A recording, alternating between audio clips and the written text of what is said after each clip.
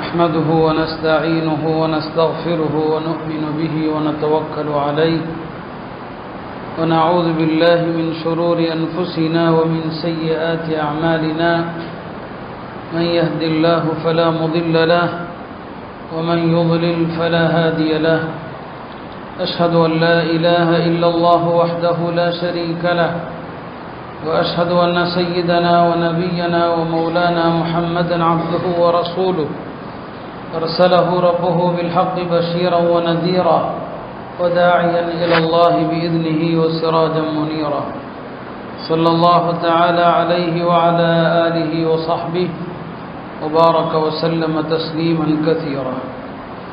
أما بعد فأعوذ بالله من الشيطان الرجيم. بسم الله الرحمن الرحيم. المال والبنون زينة الحياة الدنيا والباقيات الصالحات خير عند ربك ثوابا وخير أملا. وقال النبي صلى الله عليه وسلم: إذا مات ابن آدم انقطع عمله إلا من ثلاث: صدقة جارية أو علم ينتفع به أو ولد صالح يدعو له أو كما قال صلى الله عليه وسلم. கண்ணியம் நிறைந்த அல்லாஹ்வின் நல்லடியார்களே, ஒரு மனித வாழ்க்கையிலே முக்கியமானதொரு பருவம் அவனுடைய குழந்தை பருவம்.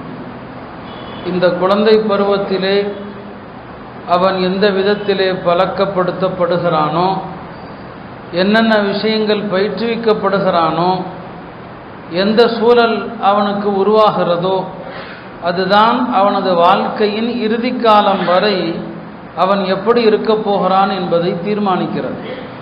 விதிவிலக்காக சிலர் கெட்டவர்களாக இருந்து நல்லவர்களாக மாறலாம்.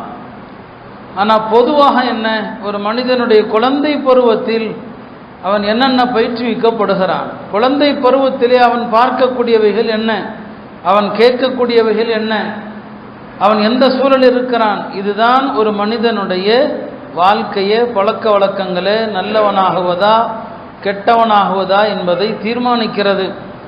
எனவே தான் குழந்தை வளர்ப்பு என்பது மார்க்கத்திலே முக்கியமாக இருக்கிறது. நாம் எல்லாம் பெற்றோர்களுக்கு ஒரு துவா செய்யுமாறு அல்லாஹ் சொல்லித் தருகிறான். அந்த துவாவிலே கூட பெற்றோர் இந்த துவாவுக்கு ஏன் தகுதி பெறுகிறார்கள் அப்படிங்கிறதை அல்லாஹ் அழகா சுட்டி காட்டுறான். ரப்பிர்ஹம்ஹுமா, யா அல்லாஹ் என் தாய் தந்தையருக்கு நீ கருணை காட்டு. அதோடு அல்லாஹ் நிறுத்தல்ல, தாய் தந்தையருக்கு கருணை காட்டு என்று ஏன் துவா செய்யப்படுது, அல்லாஹ் அதை சுட்டி காட்டுறான். கமா ரப்பயானி சகீரா, நான் சிறுபிள்ளையாக இருந்தபோது என்னை எப்படி நீ வளர்க்க வேண்டும் என்று விரும்பினாயோ அப்படி வளர்த்ததற்காக. அப்ப இந்த துவாவுக்கு பெற்றோர்கள் ஏன் தகுதி பெறாங்க, அந்த குழந்தைய இப்படி துவா செய்யற மாதிரி வளர்த்திருக்குது. அப்படி வளர்க்கப்பட்ட புள்ளதான் இந்த துவா செய்யும். ரப்பிர்ஹம்ஹுமா கமா ரப்பயானி சகீரா. இதுல ரெண்டையும் அல்லாஹ் சுட்டி காட்டிடுறான். நல்ல பிள்ளை பெற்றோருக்கு துவா செய்யும், பெற்றோருக்கு துவா செய்கிற பிள்ளைகளை உருவாக்கிய தாய் தந்தையர்கள் நல்லவர்கள்.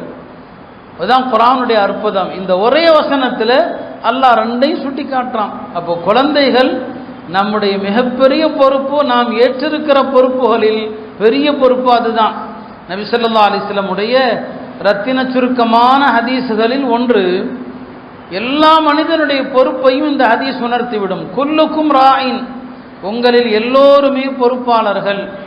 வ மஸ்ஊலுன் அன் ரஅய்யதி, எல்லாருமே பொறுப்பை குறித்து விசாரிக்கப்படதான் இருக்கிறீங்க.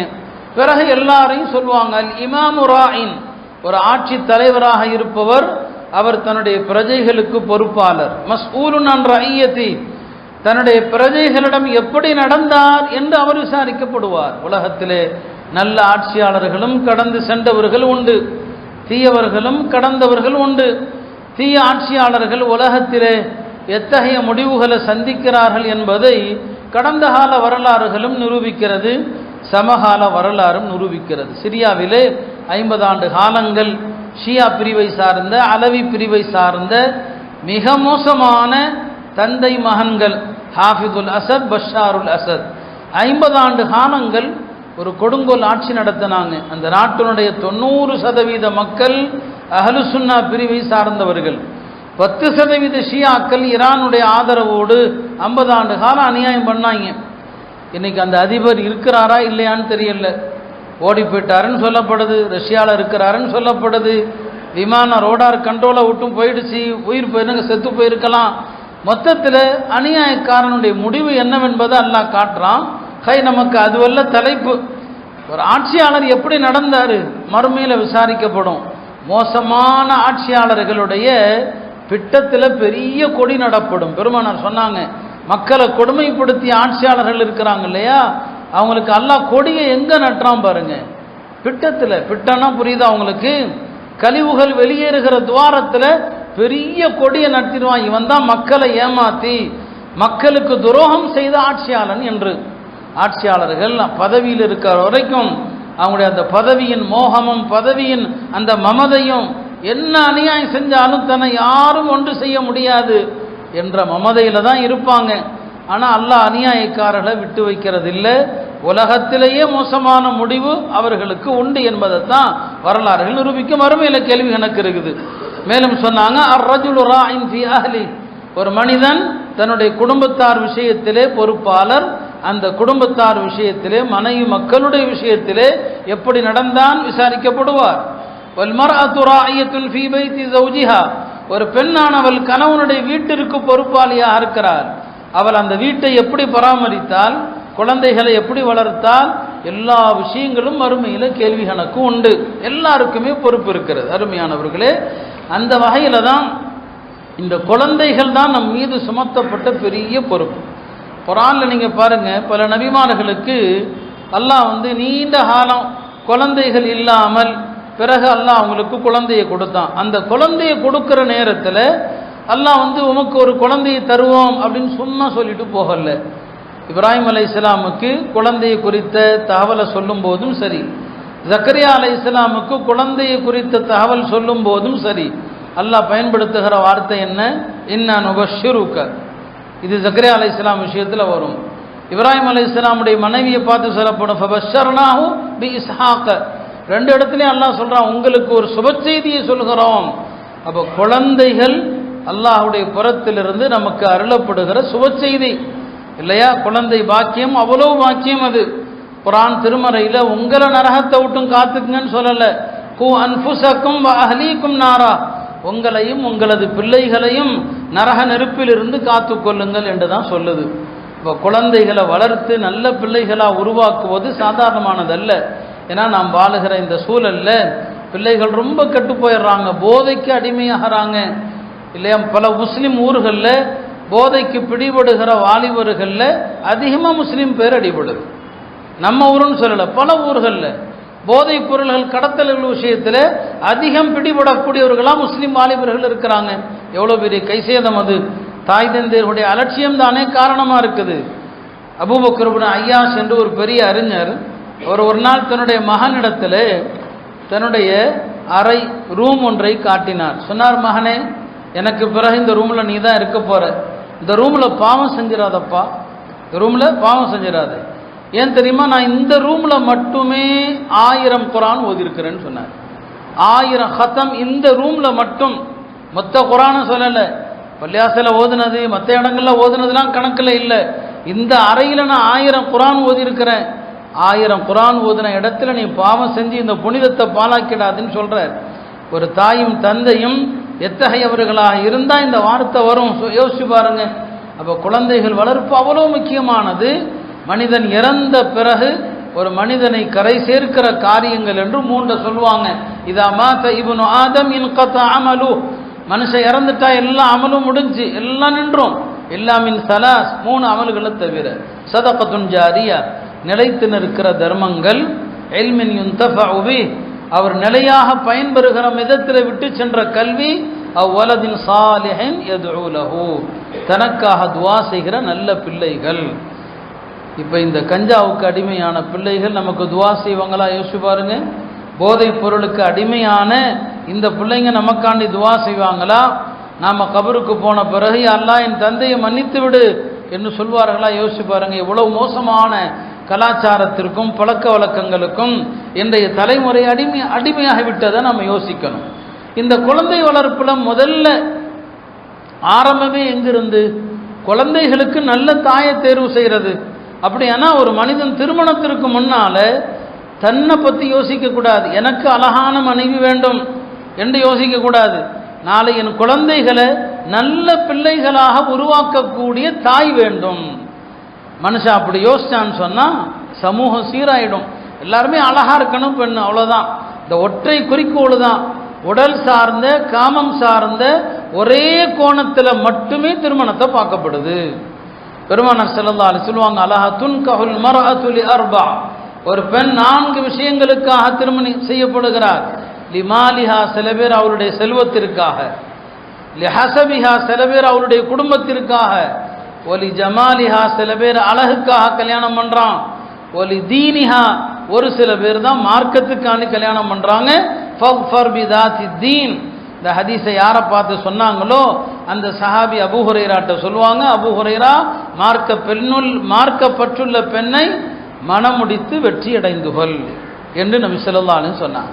அருமையானவர்களே, அப்போ ஒரு பெண்ணை கல்யாணம் செய்யும் போது எந்த நியத்து இருக்கணும், நாளைக்கு என் பிள்ளைகளை நல்ல முறையில் வளர்க்கக்கூடிய ஒரு பெண் இருக்கணும். வரலாறு நாமே நிறைய சொல்லியிருக்கிறோம். ஸலாஹுத்தீன் அய்யூபியுடைய தாய் தந்தையர் எப்படி இருந்தாங்க, அவங்க கல்யாணத்துக்கு முன்னால அந்த ஆணுக்கும் பெண்ணுக்குமான எண்ணம் என்ன, நாளை பைத்துல் மக்திஸை வெற்றி கொள்கிற ஒரு ஆண் குழந்தை எனக்கு பிறக்கணும். அப்படிதான் ஸலாஹுத்தீன் அய்யூபுடைய தந்தையும் நினைக்கிறாரு, அவங்களுடைய தாயும் நினைக்கிறாங்க. அல்லாஹ் அந்த 2 பேரையும் ஒரு அரசருடைய சபையில் சேர்ப்பான், அந்த 2 பேருக்கும் நிக்காஹ் நடக்கும்.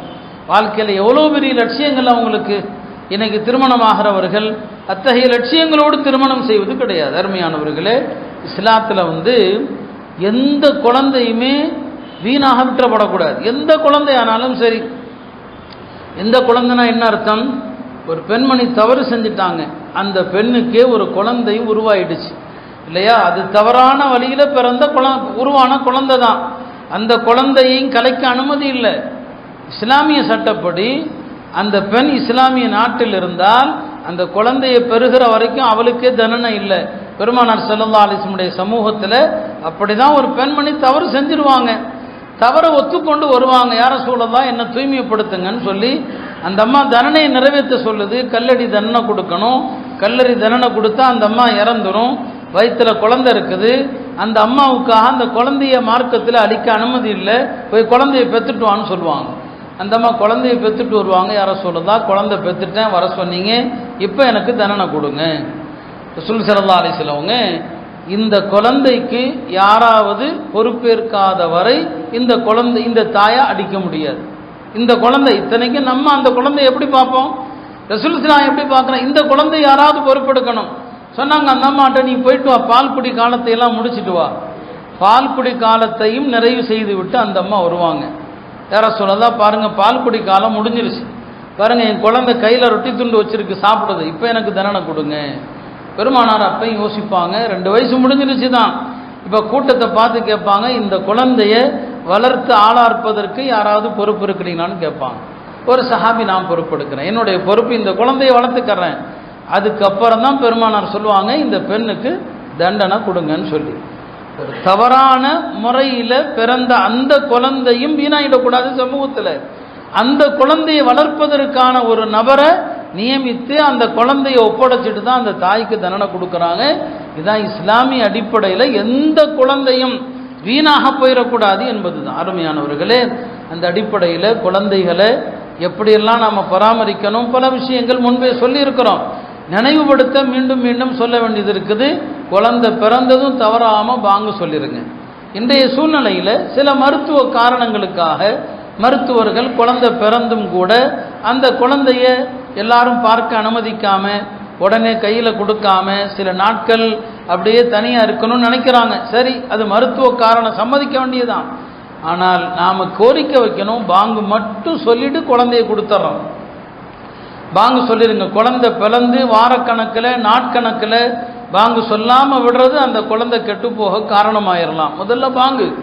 குழந்தை வீட்டுக்கு ஆஸ்பத்திரியிலேருந்து வீட்டுக்கு வந்துட்டோன்னு சொன்னால் குழந்தைக்கு தஹனீக் செய்யுங்க. யாராவது நல்ல இபாதத்து செய்யக்கூடியவர்கள், அது ஆலிம்களோ ஆலிம் அல்லாதவர்களோ, பேணுதலான மக்கள், ஹராம் ஹலால் விஷயத்தில் பேணுதல், வாழ்க்கையில் தூய்மையானவர்கள், சுன்னத்தை கடைபிடிக்கக்கூடியவர்கள், அது மாதிரி யாராவது பெரியவங்க இருந்தால் அவங்கள்ட்ட போய் கொஞ்சம் பேரிச்சம்பழத்தை கொடுத்து வாயில் வைத்து அந்த பேரிச்சம்பழத்தை அந்த நல்லவர்கள் மென்று குழந்தையின் வாயில் கொடுப்பதற்கு பெயர் தஹ்னீக்.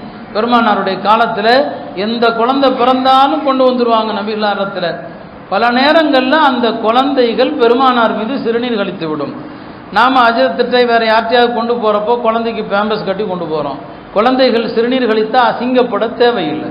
பெருமானார் மீது கிட்டத்தட்ட 5 குழந்தைகள் சிறுநீர் கழித்திருக்கிறார்கள். பெருமானார் மீது ஹதீஸில் அப்படி வருது, 5 குழந்தைங்க சிறுநீர் கழிச்சிருக்கிறான். நபிசுல்லாம் சங்கடப்பட்டதே இல்லை. தண்ணி எட்டு வர சொல்லுவாங்க. ஆண் குழந்தைகளாக இருந்தால் அந்த தண்ணி எடுத்து சிறுநீர் பட்ட இடத்துல அப்படி தெளிச்சு விடுவாங்க. பெண் குழந்தையாக இருந்தால் லேசாக கழுவி விடுவாங்க. அதுக்கு ஒரு காரணம் இருக்குது ஏன் அப்படி செஞ்சாங்கன்னு சொல்லி. ஆக குழந்தைகள் சிறுநீர் கழித்தாங்க. பெருமானார் சங்கடப்பட்டதே இல்லை. அந்த குழந்தைகளுக்கு அந்த பெற்றோர் விருப்பப்படி தஹ்னீக் செய்வாங்க. அப்போ தஹ்னீக் செய்யணும். இதெல்லாம் குழந்தைகளை நம்ம ஆரம்பத்திலிருந்து இந்த சுன்னத்துகளை பேணினால் நல்ல குழந்தைகளாக இன்ஷா அல்லாஹ் வருவாங்க. 3வது என்ன, குழந்தைகளுக்கு அழகான பேர் வைக்கணும், நல்ல பெயர்கள் வைக்கணும். இந்த ஆன்லைனில் பார்த்து கூகுளில் பார்த்து கண்ட பெயர்கள் அவன் ஸ்பெல்லிங் தப்பு தப்பாக போட்டிருப்பான். நம்மளை இம்சை பண்ணுறது எதையாவது ஒன்று அவங்க போட்டு வச்சுருப்பாங்க. அது யார் போட்டது? அது என்ன மார்க்க அறிஞர்கள்லாம் சேர்ந்து இஸ்லாமிய பெயர்கள் கொடுத்தாங்களா? எவனோ ஒருத்தன் போட்டு வச்சுருப்பான் இல்லையா? அது கண்ணாபின்னான்னு இருக்கும். அதெல்லாம் பார்த்து பேர் வச்சா என்னத்துக்கு ஆகுது? எல்லாம் அதை பார்த்து பேர் வைக்கிறது பெருமையாக நினைக்கிறாங்க. நல்ல பெயர்கள் வைக்கணும். பெருமானார் நல்ல நல்ல பெயர்களை கேட்பாங்க. உன் பேர் என்ன கேட்பாங்க. சயீத் பின் முஸையிப்ங்கிற ஒரு தாபியை சொல்கிறாங்க. சயீத் பின் முஸையிபுடைய தந்தை முஸையிபும் சஹாபி தான். சயீத் பின் முஸையிபுடைய பாட்டனார் அவரும் சஹாபி தான். சயீத் பின் முஸையிபுடைய பாட்டனார் பெயர் என்னன்னா ஹசன். ஹசன்னா மொரடுன்னு அர்த்தம், மொரடன்னு அர்த்தம். அரபுகள் அந்த மாதிரி பேர்லாம் வைப்பாங்க. ஏன்னா அவங்களுக்கு ஆண்கள் மொரட்டுத்தனமாக இருக்கணும் அப்படின்னு சொல்லி அந்த பேர் வைப்பாங்க. பெருமானார் இடத்துல சயீத் பின் முஸையிபுடைய பாட்டனார் வந்தபோது உன் பேர் என்னப்பா? ஹசன். இல்லை ஹசன் வேண்டாம்ப்பா, சஹல் வச்சுக்க. சஹல்னா மென்மையானதுன்னு அர்த்தம். இல்லை வேண்டாம், சஹல் அப்படிங்கிறதுக்கு மிதிக்கப்படுகிற தரைன்னு அர்த்தம் இருக்குது. அவர் அந்த பொருளை எடுத்துக்கிட்டார். சஹல்ங்கிறது மிதிக்கப்படுது, வேண்டாம் நான் ஹசன்னே வச்சுக்கிறேன். அவர் பெருமானார் மாற்ற சொன்ன பேரை மாற்றல. சயீத் பின் முஸையிப் சொல்லுவாங்க, என் பாட்டனார் மாற்றாமல் விட்டுட்டாங்க. எங்கள் குடும்பத்தார் எல்லோரிடத்துலையுமே மொரட்டு குணம் இருந்துக்கிட்டே தான் இருக்குது, மொரட்டு சுபாவம் இருந்துக்கிட்டே இருக்குதுன்னு சொல்கிறார். அருமையானவர்களே, அதனால குழந்தைகளுக்கு அழகான நல்ல பெயர்கள் சஹாபாக்களுடைய பெயர்களை தேர்வு செய்யுங்க. எவ்வளோ அழகழகான பெயர்கள் சஹாபாக்களுடைய பெயர்கள்லாம் இருக்குது. அந்த பெயர்களை வைங்க. இந்த ஆன்லைனில் பார்த்துட்டு இல்லாத பேராக பார்த்து ஊரில் இருக்கக்கூடாது. இந்த எண்ணங்களை முதல்ல விடுங்க. முதல் குழந்தைகளுடைய பெயருடைய வரிசையில் வரணும், தாய் தந்தையருடைய பெயருடைய வரிசையில் வரணும். இதையெல்லாம் விடுங்க. இதெல்லாம் எந்த அடிப்படை? இதுக்கெல்லாம் ஏதாவது மார்க்க ரீதியான ஒரு அடிப்படை இருக்குதா? ரொம்ப தவறு நம்ம பண்ணுறோம். அதனால் பெயர் கேட்டு வந்தால் ரொம்ப கோபம் எரிச்சல் வர்றது நமக்கு. அதனால தான் மார்க்க சட்டம் கேட்டால் எவ்வளவு நேரம்னாலும் விளக்க தயார். பாகப்பிரிவினை சட்டம் கேட்டு வர்றாங்க, அந்த சட்டங்களை சொல்கிறோம், புரியாட்டா எழுதி கொடுக்குறோம் இல்லையா? அதெல்லாம் நம்ம செய்கிறோம். துவாக்கள் கேட்டு வர்றாங்க, அந்த துவாக்களை எழுதி கொடுக்குறோம் இல்லையா? இதெல்லாம் நம்ம. ஆனால் பெயர் கேட்டு வந்தால் மட்டும் எனக்கு பிடிக்கிறதே கிடையாது. ஏன்னா ஒன்று, எத்தனை பெயர் எழுதி கொடுத்தாலும் திருப்தி அடைகிறதே கிடையாது. நம்ம 10 பேர் மெனக்கட்டு உட்காந்து அரபியில் இங்கிலீஷில் தமிழில் எழுதி கொடுத்தா இவர் 11வது இன்னொரு பேர் வைக்கிறார். அப்போ எதுக்காக நம்மள்கிட்ட பேர் கட்டு வர்றீங்க? அதனால் அருமையானவர்களே, குழந்தைகளுக்கு சஹாபாக்களுடைய நல்லோர்களுடைய பெயரை வைங்க. அதே போல் குழந்தைகளுக்கு அகீகா கொடுங்க. இதெல்லாம் குழந்தை பிறந்ததுமே நாம் செய்ய வேண்டிய சில ஆரம்ப கடமைகள்.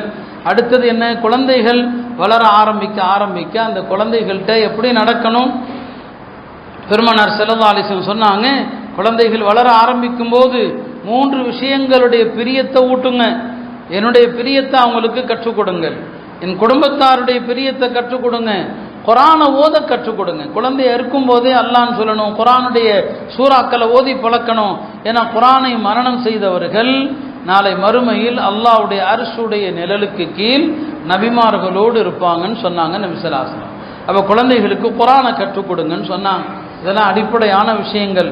குழந்தைகள்கிட்ட எப்படி நாம் நடக்கணும்? குழந்தையாக இருக்கிற வரைக்கும் குழந்தைகள்கிட்ட நடக்கிற முறை என்ன? பெருமானார் ஸல்லல்லாஹு அலைஹி வஸல்லம் அவர்கள் நமக்கு அதையும் கற்றுத்தந்தாங்க. குழந்தைகள் மீது கருணை காட்டணும், குழந்தைகள் மீது இறக்கப்படணும், குழந்தைகளை அரவணைக்கணும். பெருமானார் ஸல்லல்லாஹு அலைஹி வஸல்லம் அவங்க குழந்தைகளை முத்தமிடுவாங்க இல்லையா? ஹதரத் உஸாமத் இப்னு ஸைத் அவங்களுடைய செல்லமான ஸெய்த் இப்னு ஹாரிஸாவுடைய மகன் அவங்கள முத்தமிடுவாங்க, ஹசன் ஹுசைனை முத்தமிடுவாங்க. இல்லையா, ஒரு கிராமவாசி சொன்னார், எனக்கு 10 குழந்தைகள் இருக்கிறாங்க, நான் யாரையுமே முத்தமிட்டதில்லைன்னு சொன்னார். பெருமானார் சொன்னாங்க, உன் இதயத்திலிருந்து அல்லாஹ் கருணை குணத்தை நீக்கிவிட்டால் நான் என்ன செய்வதுன்னு சொன்னான். அப்போ குழந்தைகளை முத்தமிட பெருமானார் ஸல்லல்லாஹு அலைஹி வஸல்லம் கற்றுக் கொடுத்தாங்க. அதே மாதிரி குழந்தைகளை, நம்ம குழந்தைகளோ மற்ற குழந்தைகளோ, பெருமானார் எல்லா குழந்தைகளையும் நேசிப்பாங்க. ஒரு நாள் அன்சாரிகளுடைய குழந்தைகள் எல்லாம் பெருமானாரிடம் கொண்டு வரப்பட்டான். நபி ஸல்லல்லாஹு அலைஹி வஸல்லம் சொன்னாங்க, அந்த குழந்தைகளை பார்த்து நான் உங்களை நேசிக்கிறேன்னு சொன்னாங்க. எல்லாருடைய தலையிலும் பெருமானார் தடவி கொடுத்தான். குழந்தைகளுடைய தலையை தடவி கொடுப்பது ஒரு சுன்னத். அது நம்ம குடும்பத்தில் உள்ள நம்ம குழந்தைகள், பேரன் பேத்திகளாக இருக்கட்டும், அல்லது நம்முடைய நண்பர்கள் யாராக இருக்கட்டும், அல்லது யார் குழந்தைகளை அழைத்து கொண்டு வந்தாலும் அவங்களுடைய தலையை தடவி கொடுக்கணும்.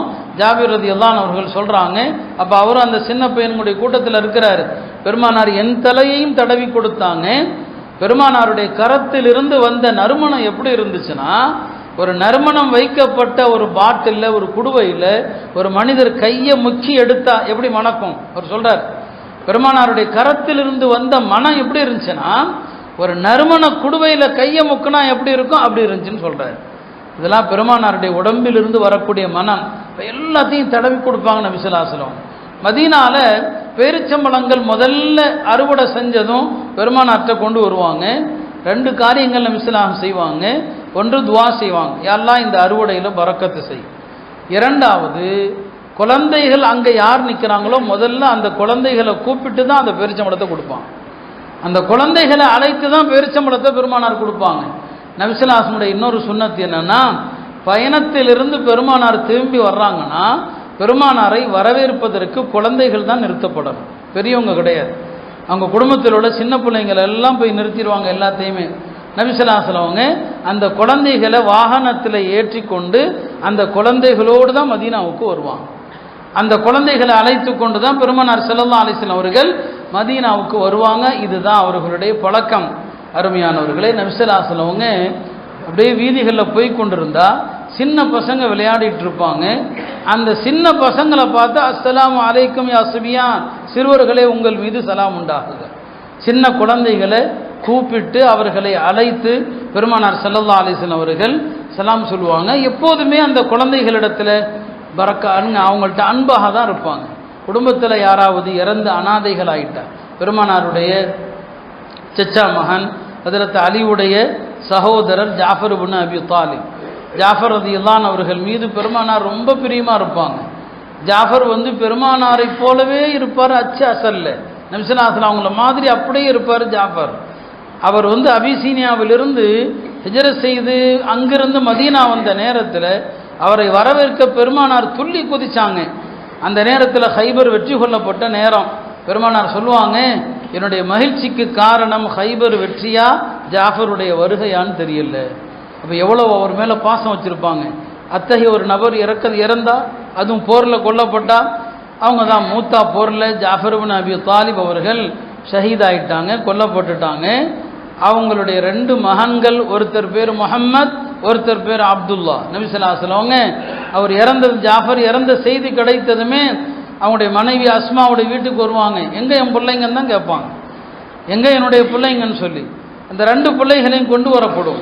முஹம்மத் அந்த பிள்ளையை பார்த்து சொல்லுவாங்க, இவர் என்னுடைய சச்சா அபூ தாலிப் மாதிரி இருக்கிறாரு சாயல்ல. அப்துல்லாங்கிற பிள்ளையை பார்த்து சொல்லுவாங்க, இந்த பையன் என்ன மாதிரியே தான் இருக்கான், தோற்றத்திலையும் குணத்திலையும், தோற்றத்திலையும் என்ன மாதிரி தான், குணத்திலையும் என்ன மாதிரி தான் சொல்லிவிட்டு இந்த அப்துல்லாங்கிற குழந்தை, அவர் தான் மூத்தவர், அவருக்கு துவா செய்வாங்க, யா அல்லாஹ் இந்த பையன் எந்த வியாபாரம் செஞ்சாலும் பரக்கத்து செய். பையன் சின்ன பையனாக இருக்கிறான், அந்த பையனுக்கு நபி அவங்க துவா செய்கிறாங்க, யா அல்லாஹ் இவன் என்ன வியாபாரம் செஞ்சாலும் பரக்கத் செய்யுன்னு சொல்லி. அப்துல்லாங்கிற அந்த பையன் ஜாஃபர் ரலியல்லாஹுடைய மகனார் பின்னால் பெரிய வியாபாரியாக இருந்தார். அவர் சொல்வார், வியாபாரத்தில் எனக்கு நட்டமே இல்லை பெருமானாருடைய பரக்கத்துடைய துவாவுனால. இதெல்லாம் ரசூல் ஸல்லல்லாஹு அலைஹி வஸல்லம் அவர்கள் குழந்தைகளிடத்தில் அவ்வளவு பரிவை என்ன செய்வாங்க, காட்டுவாங்க. அதே போல தான் குழந்தைகளிடத்தில் பெருமானார் விளையாடுவாங்க, குழந்தைகள் விளையாடுறத ரசிப்பாங்க. சயீத் இப்னு ஹாலிதுங்கிற ஒரு சஹாபி, அவருடைய சின்ன குழந்தை மகள், பெண் குழந்தை உம்மு ஹாலித், உம்மு ஹாலித் இந்த மாதிரி பெயர்கள்லாம் வைக்கணும். பெண் குழந்தையாக இருந்தால் உம்மு ஐமன் வைக்கிறது, உம்மு ஹாலிதுன்னு வைக்கிறது, உம்மு சலமான் வைக்கிறது, இதெல்லாம் நமக்கு பிடிக்கிறதே இல்லை. இந்த மாதிரி பேர்கள் எல்லாம் பழைய பெயர்கள், சீன்னு சொல்லிடுவோம். நம்ம பெண் குழந்தை ஆம்பளை பிள்ளைங்களுக்கு கூட நல்ல பேர் வச்சிடறோம். பெண் குழந்தைகளுக்கு வைக்கிற பேர் பூரா ஆகாத போகாத பேர்கள் தான். உம்முங்கிற வார்த்தையை சேர்த்து வைக்கிறது அது ஏன் அரபுகள்கிட்ட ஒரு பழக்கம் இருந்துச்சு, அதனால அப்படி வைப்பாங்க. உம்மு ஹாலிதுங்கிற ஒரு சின்ன பிள்ளையை கூட்டு வர்றாரு அவர் சயீத் அவர்கள். அந்த உம்மு ஹாலிதுங்கிற அந்த சின்ன குழந்தை பெருமானாருடைய முதுகில் இருக்கிற நபித்துவ முத்திரை, அந்த நபித்துவ முத்திரையை அந்த குழந்தை ஏதோ பலூன்னு நினச்சிக்கிடுச்சு. அந்த நபித்துவ முத்திரையை பிடிச்சி விளையாடுது. அவங்க அத்தா மிரட்டுறாரு, அவங்க அத்தா மிரட்டுறாரு, தொடாத அதுன்னு சொல்லி. பெருமானார் சொன்னாங்க, விடு விடு அது விளையாடட்டும்னு சொன்னான். அது விளையாடட்டும். பெருமானாருடைய நபித்துவ முத்திரையை பிடித்து விளையாடுகிறது. தந்தையை அதட்டுகிறார். நபிசல்லா சொன்னாங்க, விடுப்பா விடு விளையாடட்டும்னு சொல்லி. அந்த குழந்தை விளையாட முடித்த பிறகு அந்த குழந்தைக்கு ஒரு துணியை கொடுத்து விட்டு சொன்னாங்க, அஹ்லிகி வ அபிலின்னு சொன்னாங்க, இந்த ஆடையை நீ அணிந்து பழசாகி இத்து போகிற வரைக்கும் உடுத்துக்கிட்டே இருன்னு சொல்லி. குழந்தை சின்ன பிள்ளை, சின்ன பிள்ளைக்கு ஆடை கொடுக்கும்போது என்ன சொல்கிறாங்க, இந்த ஆடை இத்து பழசாகி போகிற வரைக்கும் நீ உடுத்தி கொண்டே இரு. இதுக்கு என்ன அர்த்தம், அந்த பிள்ளையினுடைய ஆயுளுக்கு துவா செய்கிறாங்க. இந்த காட்சியை கண்ட சஹாபாக்கள் சொல்லுவாங்க, அந்த அம்மா நீண்ட காலம் வாழ்ந்து பெருமானார் கொடுத்த அந்த ஆடையும் இத்து பழசாகவும் போச்சு, அவ்வளோ நீண்ட காலம் அந்த அம்மா வாழ்ந்ததுன்னு சொல்லுவாங்க. ரசூல் ஸல்லல்லாஹு அலைஹி வஸல்லம் அவங்க குழந்தைகளிடத்தில் அன்பா விளையாடுவாங்க. ஒரு நாள் ஹசன் ஹுசைன் முதுகுக்கு மேலே ஏறிட்டாங்க. சொன்னாங்க, நிஅமல் மத்தியத்து மத்தியத்துக்குமா, நீங்கள் ரெண்டு பேரும் ஏறி உட்கார்ந்துருக்கிற வாகனம் தான்பா உலகத்திலே சிறந்த வாகனம். நீங்கள் உட்கார்ந்துருக்கிற வாகனம் சிறந்த வாகனம். இவ்வளவு அழகான வார்த்தைகள், குழந்தைகளுக்கு உற்சாகம். சொன்னாங்க, நிஅமல் மத்தியத்து மத்தியத்துக்குமா, இந்த துனியாவில் நீங்கள் ஏறி உட்கார்ந்துருக்கிற வாகனம் தான்பா சிறந்த வாகனம். ரசூல் ஸல்லல்லாஹு அலைஹி வஸல்லம் அவர்கள் இப்படியெல்லாம் குழந்தைகளோடு விளையாடுவாங்க. குழந்தைகளோடு விளையாடுவதை ரொம்ப ரசிப்பாங்க. சஹாபிகளும் குழந்தைகளுக்கு விளையாட்டு பொருளை கொடுப்பாங்க. நம்ம எதுக்கு கொடுக்குறோம் தெரியுமா, சமையல் பண்ணும்போது சேட்டை பண்ணாமல் இருக்கணும். சனியை இந்த அப்படி செல்ஃபோனை வச்சுக்க, அல்லது எதை கேட்குதோ அதை கொடுப்போம். புரியுங்களா, நம்ம காரியத்துக்காண்டி விளையாட்டு பொருளை எடுத்து கொடுப்போம். அப்போ காரியத்தை நம்ம முடிக்கணும். உம்மு அத்தியா சொல்கிறாங்க, நாங்கள் குழந்தைகளை நோன்பு வச்சு பழக்குவோம். குழந்தைகள் நோன்பு வைத்திருக்கும் போது பசியினால் அழாமல் இருப்பதற்காக நாங்கள் விளையாட்டு பொருள்களை கொடுத்து சமாளிப்போம். சாயங்காலம் நோன்பு திறக்கிற வரைக்கும் விளையாட்டு பொருளை கொடுக்கறது எதற்குங்க, இபாதத்துகளை பழக்குவதற்கு. குழந்தைகளுக்கு தொழுகையை பழக்கணும், குழந்தைகளுக்கு நோன்பு பழக்கணும், குழந்தைகளுக்கு ஹராம் ஹலாலை கூட என்ன செய்யணும், கற்றுக் கொடுக்கணும். பெருமானார் ஸல்லல்லாஹு அலைஹி வஸல்லம் அவங்க ஹஜ்ரத் அனஸ் ரலியல்லாஹு அன்ஹு அவர்களிடத்துல சொன்னாங்க, அனஸே வீட்டுக்குள் நுழையும் போது சலாம் சொல்லிவிட்டு நுழைந்தால் அது உனக்கும் பரக்கத், உன் வீட்டாருக்கும் பரக்கத். ஒரு நாள் ஃபஜ்ருடைய பயானில் கூட சொன்னேன், 3 நபர்களுக்கு அல்லாஹ் பொறுப்பு இருக்கிறான். 3 நபர்களுக்கு அல்லாஹ் பொறுப்பு. அல்லாஹ் பொறுப்பு இருக்கிறாங்கிறது சாதாரண விஷயமா? அல்லாஹ்வுடைய பாதையில் போனவருக்கு அவர் திரும்பி வந்தால் நன்மையும் கிடைக்கும், போர் செல்வமும் கிடைக்கும். இறந்துட்டா சொர்க்கம் கிடைக்கும். பள்ளிவாசலுக்கு வர்ற வழியில் இறந்துட்டாரா அவருக்கு சொர்க்கம் கிடைக்கும். இல்லை திரும்பி வீட்டுக்கு போனாரா நன்மையும் கிடைக்கும், உலகமும் கிடைக்கும்னு சொன்னாங்க. 3வது நபர் யார், வீட்டுக்குள் யார் சலாம் சொல்லி விட்டு போகிறாரோ அவருக்கு அல்லாஹ் பொறுப்பு இருக்கிறான்னு சொன்னாங்க. இப்போ அனஸ்ரதானவங்க சின்ன பையன் தான் சொன்னாங்க, அனசே இதா தஹல்த ஃபீ பைத்திக ஃபஸல்லிம், நீ வீட்டுக்கு போனால் சலாம் சொல்லு. வீட்டில் யாருமே இல்லைன்னா சொல்லணுமா? ஆமாம், இல்லாவிட்டாலும் சொல்லணும். மலக்குகள் உங்கள் சலாமுக்கு பதில் சலாம் சொல்லுவாங்க. குர்ஆன் சொல்லுது, இதா தஹல்தும் புயூதன் ஃபஸல்லிமு அலா அன்ஃபுசிக்கும் தஹிய்யத்தம் மின் இன்தில்லாஹ் முபாரக்கத்தன் தய்யிபா. வீட்டுக்கு போனால் உங்களுக்கு நீங்களே சலாம் சொல்லுங்கள், அது அல்லாஹ்வுடைய புறத்தில் உள்ள வளமான நலமான வாழ்த்து என்று அல்லாஹ் சொல்கிறான். எனவே சலாம் சொல்லுங்கன்னு சொல்லி கற்றுக் கொடுத்தாங்க. அதே மாதிரி தான் நபி ஸல்லல்லாஹு அலைஹி வஸல்லம் ஹராமை கற்றுக் கொடுப்பாங்க. ஹசன் ரலியல்லாஹு அன்ஹு அவர்கள் பேரிச்சம்பழத்தை வாயில் வச்சுட்டாங்க, அது சதகாவுடைய பேரிச்சம்பழம். பெருமானார் சொன்னாங்க, கிஹ் கிஹ் என்று சொன்னாங்க, அதை துப்பு, இது ஹராம், இது நமக்கு நபியின் குடும்பமாகிய நமக்கு இது ஹராம் என்று சொல்லி கொடுத்தாங்க. குழந்தைகளுக்கு பெருமானார் துவாக்களை கற்றுக் கொடுத்தாங்க. நாம் இன்னைக்கு துவாக்களை கற்றுக் கொடுக்கறது இல்லை. ஹசன் ரலியல்லாஹு அவர்கள் சின்ன பிள்ளை தான், அந்த குழந்தைக்கு பெருமானார் கற்றுக் கொடுத்த துவா என்ன தெரியுமா? வித்ரில் குனூத்தில் இந்த துவா ஓது, அல்லாஹும்ம ஹதினி ஃபீமன் ஹதைத் வ ஆஃபினி ஃபீமன் ஆஃபைத் வ தவல்லனி ஃபீமன் தவல்லைத். இந்த துவாவை வித்திரில் ஓத சொல்லி ஹஜ்ரத் இமாம் ஹசன் அவர்களுக்கு கற்றுக் கொடுக்குறாங்க. இப்னு அப்பாஸ் அவர்களுக்கு அத்தஹியாத்தை கற்றுக் கொடுக்குறாங்க. இப்படி நபி ஸல்லல்லாஹு அலைஹி வஸல்லம் குழந்தைகளுக்கே துஆவையும் கற்றுக் கொடுப்பான். அருமையானவர்களே, பெருமானார் ஸல்லல்லாஹு அலைஹி வஸல்லம் அவங்க குழந்தைகளிடத்துல பொய் சொல்லாதீங்கன்னு சொல்லுவாங்க. அப்துல்லாஹ் இப்னு ஆமிர்ங்கிற சஹாபி சொல்றாங்க, ஒரு நாள் நான் வெளியில விளையாடிட்டு இருந்தேன், என் தாயார் என்ன உள்ள வாப்பா உனக்கு ஒரு பொருள் தருகிறேன்னு சொன்னாங்க. பெருமானார் அதை கேட்டுட்டாங்க. நபி ஸல்லல்லாஹு அலைஹி வஸல்லம் என் தாயாரிடம் கேட்டாங்க, நிஜமா உன் மக உள்ள வந்தா ஏதேனும் கொடுக்க வேண்டும் என்ற எண்ணத்தில் அழைத்தாயா, இல்ல உள்ள வரட்டுங்கிறதுக்காண்டி பொய் சொன்னாயான்னு கேட்டாங்க. இல்லை யார சொல்லலாம், நான் உள்ள மகனுக்காக பேரிச்சம்பழம் எடுத்து வச்சிருந்தேன், அதை கொடுக்க தான் கூப்பிட்டேன்னு சொல்லி சொன்னாங்க. ஒருவேளை கொடுக்கிற எண்ணம் இல்லாம உள்ளவா உனக்கு ஒன்று தர்றேன்னு சொல்லி கூப்பிட்டுருந்தா அதுவும் உன் மீது பொய்க்குற்றமாக எழுதப்பட்டிருக்குன்னு சொன்னாங்க. பெருமானார் ஸல்லல்லாஹு அலைஹி வஸல்லம் அவங்க குழந்தைகளுக்கு விளையாட்டு பொருள்களை கொடுக்க அனுமதி கொடுத்தாங்க. சாதாரண விளையாட்டு பொருள்கள், குழந்தைகள் பறவைகளை வச்சு விளையாடலாம். அதற்கு அனசுடைய ஒரு சகோதரர், அவர் ஒரு பறவை வச்சிருந்தார், புல்புல் பறவை. அந்த பறவையை வச்சு அவர் விளையாடிட்டு இருப்பாரு. ஒரு நாள் பெருமானார் ஸல்லல்லாஹு அலைஹி வஸல்லம் அவங்க அனஸ் அவங்க வீட்டுக்கு வர்றாங்க. அனசுடைய தம்பி ரொம்ப சோகமா இருக்கிறான். சோகமா, அப்போ மக்கள்கிட்ட வீட்டில் இருந்தவங்கள்ட்ட கேட்டாங்க, ஏன் இந்த பையன் சோகமா இருக்கிறான்னு சொல்லி. இந்த பையன் வளர்த்த பறவை இறந்து போச்சுன்னு சொன்னாங்க. இப்போ அந்த பையன்கிட்ட போய் தமாஷா கேட்பாங்க, யா அபா உமைர் மா ஃபஅலன் நுகைர், அபு உமைரே என்ன ஆச்சு, உன் பறவை என்ன ஆச்சுன்னு சொல்லி அந்த பையன்கிட்ட விளையாட்டா பேசினாங்க. அப்போ குழந்தைகளிடத்துல பறவைகளை கொடுத்து விளையாட செய்யலாம் என்று தெரிகிறது. அடுத்து முக்கியமான விஷயம், குழந்தைகளிடையே பாரபட்சம் காட்டக்கூடாது.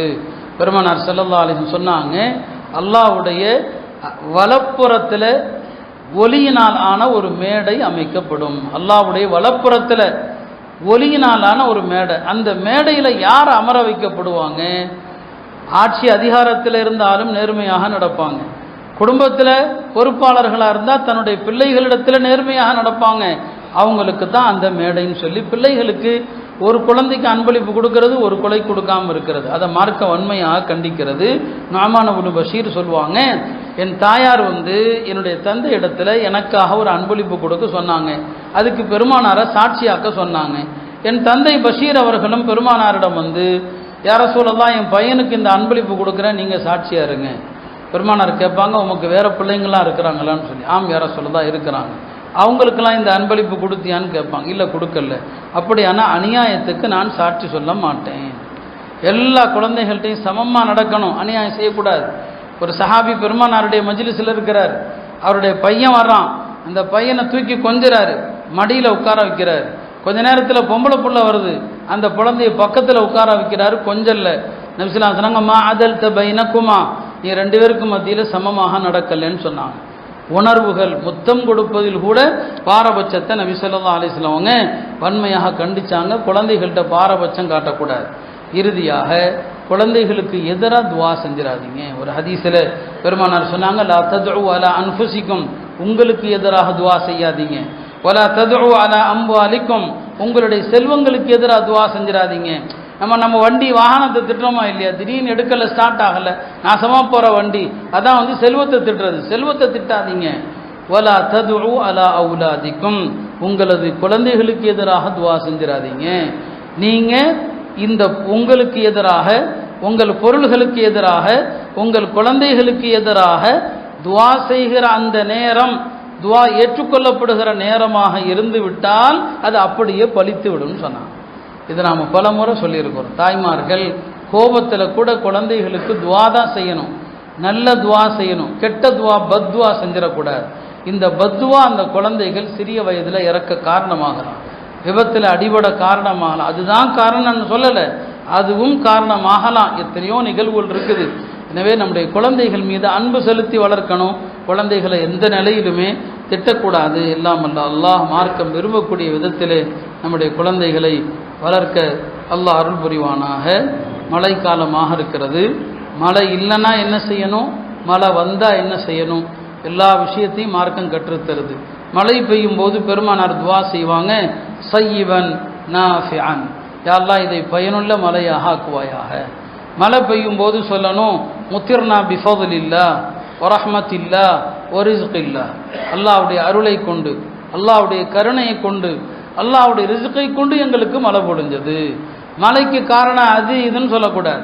மழைக்கு வேற காரணங்களை சொல்றவன் அல்லாஹ்வுக்கு என்ன வச்சுட்டான். அல்லாஹ்வுடைய அருளால் மழை பொழிந்தது, அல்லாஹ்வுடைய ரஹமத்தால் மழை பொழிந்தது, அல்லாஹுடைய ரிஸ்கால் மழை பொழிந்தது. முத்திர்னா பிஃபதுலில்லாஹி வரஹ்மத்தில்லாஹி வரிஸ்கில்லான்னு சொல்லுவாங்க. மழை ரொம்ப ஆபத்தா போற மாதிரி இருக்குது, போதும் இதுக்கு மேல ரொம்ப ஆபத்தா போகுதா, அப்ப எதுக்கு தான் பெருமானார் சுன்னத்தில்லை கட்ட சொல்லி தரல. மழை ஆபத்தா போற மாதிரி இருந்தா துவா செய்யணும். அல்லாஹும்ம ஜஅல்ஹா சுக்யா ரஹ்மா, யா அல்லாஹ் இதை அருள் மலையாக ஆக்குவாயாக. லா சுக்யா அதாபின், தண்டனையின் மலையாக ஆக்கிவிடாதே. வலா பலாஇன், சோதனையின் மலையாக ஆக்கிவிடாதே. வலா மஹ்கின், அழிவின் மலையாக ஆக்கிவிடாதே. வலா ஹத்மின், கட்டடங்களை இடித்து தகர்க்கிற மலையாக ஆக்கிவிடாதே. வலா கர்கின், மக்களை மூழ்கடிக்கிற மலையாக ஆக்கிவிடாதே. அல்லாஹும்ம ஹவாலைனா, யா அல்லாஹ் இந்த மலையை சுற்றுப்புறங்களுக்கு திருப்பு. வலா அலைனா, எங்களுக்கு போதும். அல்லாஹும்ம அலா திராபி வல் ஆகாமி வ மனாபித்தி ஷஜரி வ புதூனில் அவுதியா, இந்த மலையை காடுகள், வனாந்தரங்கள், நீர்த்தேக்கங்கள் அந்த பகுதிக்கு யா அல்லாஹ் திருப்பி விடு. எவ்வளவு அழகான வழிமுறை. இதான் சொல்லுவாங்க ஹைருல் ஹதி ஹதி முஹம்மதின் ஸல்லல்லாஹு அலைஹி வஸல்லம், வழிமுறைகளில் சிறந்தது பெருமானாருடைய வழிமுறை. ஒரு மலைக்கு எத்தனை வழிகாட்டுதல், இவ்வளோ அழகான வழிகாட்டுதலை உலகத்தில் எந்த தலைவராவது சமூகத்துக்கு காட்டியிருப்பாரா? இதையெல்லாம் செய்வோம், மலை அதாபாக மாறாது இன்ஷா அல்லாஹ். எல்லாம் அல்ல அல்லாஹ் இந்த மலையை அருள் மலையாக ஆக்குவானாக, தண்டனையின் மலையாக ஆக்காமல் இருப்பானாக. அல்லாஹ் உலக நாடுகளில் முஸ்லிம்களுக்கு நல்லதை ஏற்படுத்துவானாக, பலஸ்தீன முஸ்லிம்களுக்கு உதவி செய்வானாக, சிரியாவில் நல்லாட்சி அமைய செய்வானாக, நமது மதரசாக்கள் பள்ளிகளை அல்லாஹ் பாதுகாப்பானாக. வா ஆஹிரு தாவனா அல்ஹம்துலில்லாஹி ரப்பில் ஆலமீன்.